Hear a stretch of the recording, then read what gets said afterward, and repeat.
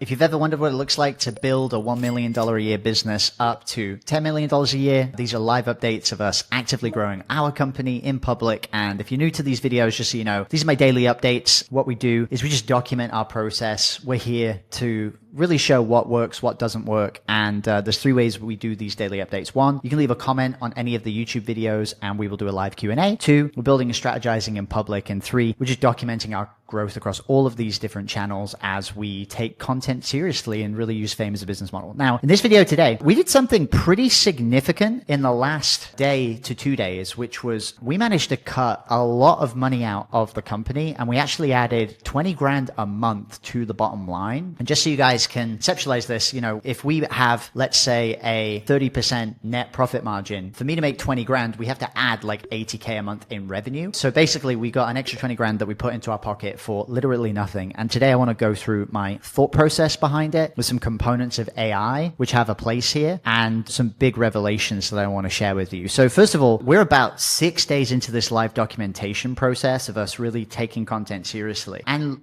we do this process on a pretty regular basis, about every 3 to 6 months. What we do is we review the company overheads, and we basically look to cut as much as we possibly can. Now, we actually, in the last couple of days, were able to cut out over $20,000 a month in terms of fixed costs inside of the business. Now, just to give you guys a bit of a rough breakdown in terms of where that came from, we had about $2,000 that actually came out of software.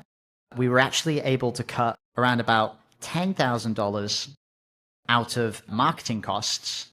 And we were able to basically reduce down marketing and not see any drop in terms of performance. And then the other 6K a month, the other 8K a month, we were able to actually cut out of team members. And so we actually had 2 team members that we were paying on the team, and collectively between the 2 of them and the associated costs with it, it was about 8 grand a month. Now, just so you guys know, as a company, last year when we did the 1.2 million a year in revenue, we had a headcount of about 12 people. Today, the headcount of the company is 3 people.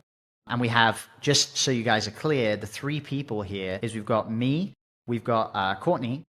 So this is like the founders. We've got Courtney, who helps us running our delivery. And we've got Jackson that runs the marketing in the background for us. And we do have some salespeople. So we've got 3 to 4 salespeople, but they're actually, we took them off our team, meaning that we pay these externally now. And so we do still have salespeople that are taking calls, but we're only managing 3 people in-house within the team. And so to reduce down the headcount from like 12 people to 3 people is a significant, massive reduction in costs. And now how we were able to do that is really because of AI. And there's one thing that I want to really remark on this, because a lot of people are very afraid of AI. I don't like AI a lot, to be honest with you. To me, it's kind of weird and worrisome, and we don't really know where things are going. But I want to share one perspective shift that I think is going to be really important. And I actually got this from one of the masterminds that I joined recently, where they talked about the idea of the difference of how people perceive AI. Now, most of you guys are using AI as a tool, whereas the way that a lot of you are going to win in 2026 is instead of thinking of it as a tool that you use, like all the tools that we used in order to grow businesses from like the 1990s all the way to today, the advent of the internet, the way that we use things like funnels and marketing tools and Facebook ads, they're all tools that we used in the business. The way to think about AI is actually to think of them as a team member instead. And so to give you a really real example, the 2 girls that were on our team that we were able to remove that saved us 8 grand a month, they were managing email inboxes. And so they were managing replies of inboxes, and they were kind of going through and making sure that we manage this. We get about 22,000 inbox replies every month, and then we get about 5,500 that are interested. And so their primary role was going through these 100 to 200 replies a day and making sure that they, got them to the right place and took them to the next step. Now, we were able to get AI to not only do that role for them, but do it way more consistently at a higher rate of volume. And so AI is basically taking that team member's role. Now, I'll be real with you, when we sat down and we looked at this a couple of days ago and we tried to figure out where we could cut some costs in the company to make things leaner and more efficient, I actually had some really big reservations about this. First of all, the 2 girls that were in that role, they've been with us for 2+ years, and they're both really good in terms of what they do. And so it was kind of pretty distressing for me to be able to reach out to this team member that we like and we care about and really like are within our team, and actually say to them, hey, bad news, AI has replaced your role. And I actually reached out to a couple of mentors who all gave me really shitty answers. They were just like, yep, we had to do the same thing. We had to lose our team members, and yep, that's just the way it goes, and you just got to let them go, and that's it. And I thought that was a bullshit answer. And so here's what we actually did instead. And so first of all, before I move into like that story of what we did with the girls, this activity is one of the things that will make you the most money in your business. Is profit is an unnatural thing that occurs because most businesses don't operate at a profit. And as you go through your business and as you go through your process, you're naturally going to find things that bloat and increase over time. And so if you're making 100 grand a month, and your expenses, in that 30 to 50 grand a month range, a lot of the time, there's at least like 50 to 60% of this that you could probably cut out in terms of those expenses, which really just leaves you a much leaner business where you can make more money, take more home, or reinvest that money to grow the business further. And so the question isn't, can I save money? You definitely can. The question is, how can I save the money and what's going to be the best way to do it? Which comes back to the example that I shared about with the two girls. And so those two girls, by the way, their name is Carly and Margaret. And I actually reached out to one of my friends who runs another podcast booking company. And I was like, hey, dude, I got these two amazing girls and I'm actually going to be having to get rid of them from my team. Are you hiring? Like, I would love to give you these two girls. And I thought about that for like 20 minutes. And then a little bit later, I said, actually, there's a way smarter way that I can be thinking about this and what I can actually be doing. And so the way that I thought about this is the same way I think about running ads or doing any kind of marketing. If I'm going to spend money on something, I want there to be a return on that money that I spend. And so, for example, if I'm spending $8K a month on my team member right now, then I want that team member to make me more money than the $8K that I spent. And what we actually found was that right now, because the AI does the job of those girls and the team member, the net benefit was actually $0 to me in the company currently because AI was doing their job for them basically. And so what I had to do is I had to ask the question of how?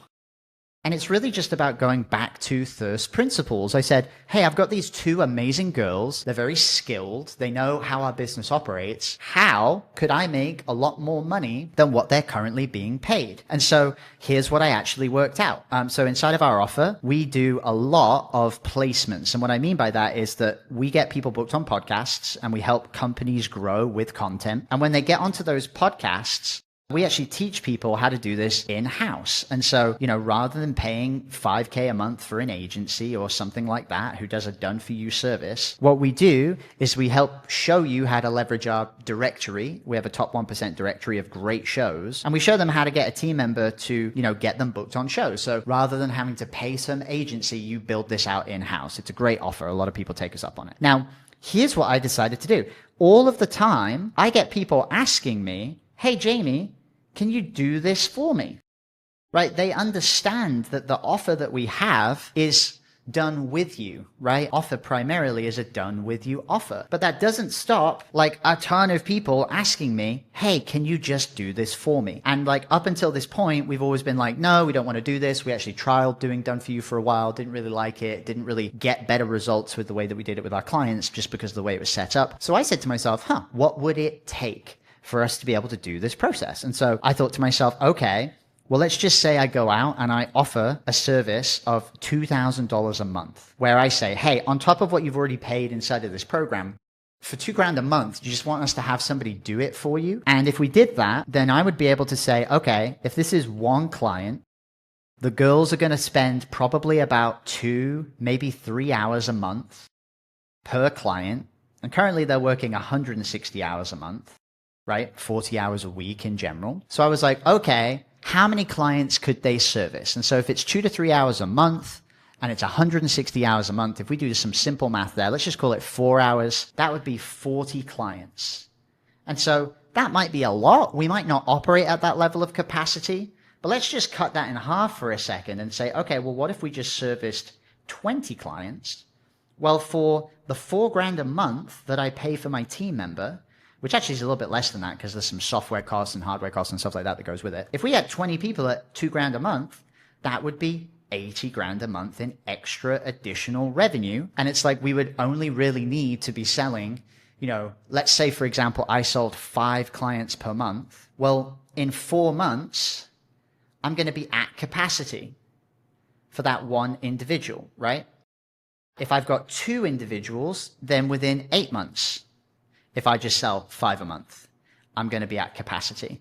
And, we typically are onboarding like 20 clients into our regular program a month right now. So if I could get 25% of those people to say yes to the done for you option, not only do I get to keep paying these girls, but we make a lot more money for it.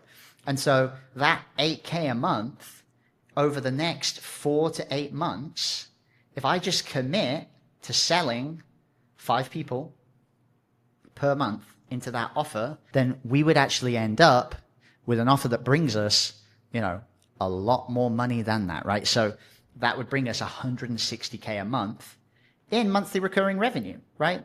And we would be managing, at that level, 80 clients, right? Now we could do less than that if we wanted to, right? We could do half as much in that scenario. We could maybe have 80K a month in recurring revenue. But even if we did half of that, right? Even if we only had 40 clients, it would still be a 10x return, right? We'd still be making 80K a month on something that we're paying 8K for. Now it's very easy for me to then justify having the girls in that position. And so what I want to really impart to you here and what we've done is really a 3-part process. Number 1 is like we looked at our expenses and we figured out, what do we cut? What do we get rid of? And what can we actually use AI as a team member to replace? Now, a lot of you are resistant to doing that because you don't want to fire people. Well, that's where number 2 comes in. Let's say you get rid of people, right? You get rid of your team. Then what we do is we ask, well, how? How could I get a return on the money that I'm spending them? What could I deploy? What could I do inside of my business in terms of helping it, right? And then ultimately, if you redeploy that, you're able to add more money and more profit. And so this is something that we did literally last 2 days. So I thought it would be a great thing to document and to kind of talk about. And I think this is a very common thing that a lot of people worry about. I think a lot of people worry about, well, I don't want to look into AI because I might have to get rid of my team members and I like my team and I don't want them to be out of work. Really, it just means that you can be more creative in problem solving. Well, how can you actually get a return on that role that you've got? What could you be doing in place of that? I actually think having some kind of high touch service that you get those team members to do that can't be done by AI, right? Something that is more expensive, that you sell a small portion of your audience to, can be a move. So we're going to deploy this. I'll keep you updated inside of these daily updates in terms of how that works. But, just in a couple of days alone, we've kind of done 2 things. 1, we've immediately cut 20 grand in our expenses. That goes straight to the bottom line. 2, we've introduced a new offer that really adds, if we sell just 5 people a month, that brings in an extra $10,000 a month in recurring monthly revenue. And so in the next 6 to 12 months, that new offer can actually bring over $1 million, maybe even $2 million a year in recurring annual revenue just by offering a slightly higher touch service at really good profit margins that actually doesn't cost us a whole lot of money to deliver. And there aren't really any sales costs because we've already sold the customers inside of that process. So hope you got something away from this video. I'll keep you updated in more of these daily updates. As always, if you've got questions, maybe you've got your own team members, you're trying to figure out how to replace them, please feel free to comment down below and we'll see you in the next daily update video.